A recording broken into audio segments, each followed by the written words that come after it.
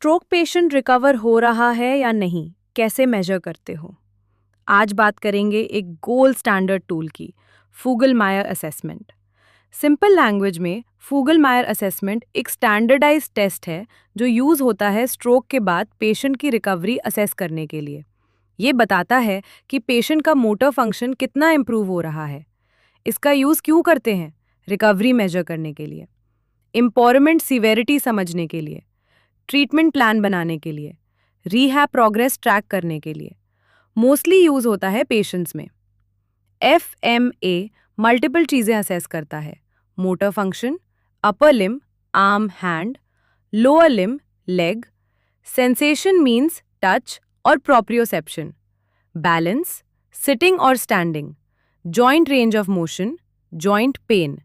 मतलब ये एक कंप्लीट न्यूरो असेसमेंट टूल है। स्कोरिंग कैसे होती है? हर एक्टिविटी को स्कोर दिया जाता है। 0 बराबर नहीं कर पा रहा, 1 बराबर थोड़ा कर पा रहा, 2 बराबर प्रॉपरली कर पा रहा। टोटल स्कोर होता है 226।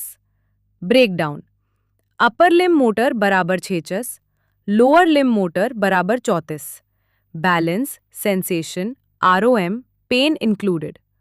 हायर स्कोर बराबर बेटर रिकवरी। स्ट्रोक के बाद पेशेंट में एबनॉर्मल मूवमेंट पैटर्न्स आते हैं, जैसे सिनर्जी पैटर्न्स।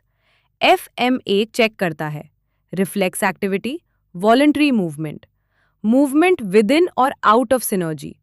इससे हमें क्लियर आइडिया मिलता है कि ब्रेन रिकवरी किस स्टेज पे है। क्लिनिकली इसका यूज होता है baseline assessment, rehab progress tracking, research purposes, physiotherapy और ऑक्यूपेशनल थेरेपी दोनों में। कुछ लिमिटेशंस भी हैं: टाइम कंज्यूमिंग 30 से 45 minute, training required, functional activities पे डायरेक्टली फोकस नहीं करता। ये एम्पावरमेंट बेस्ड स्केल है। इंपॉर्टेंट पॉइंट्स याद रखो। मोटर सेक्शन सबसे इंपॉर्टेंट है। स्कोर से ज्यादा ट्रेन देखो, इंप्रूवमेंट हो रहा है या नहीं। Always combined with functional assessment. तो गाइस, फूगल-मायर असेसमेंट एक पावरफुल टूल है जो स्ट्रोक रिहैब में प्रोग्रेस को साइंटिफिकली मेजर करता है।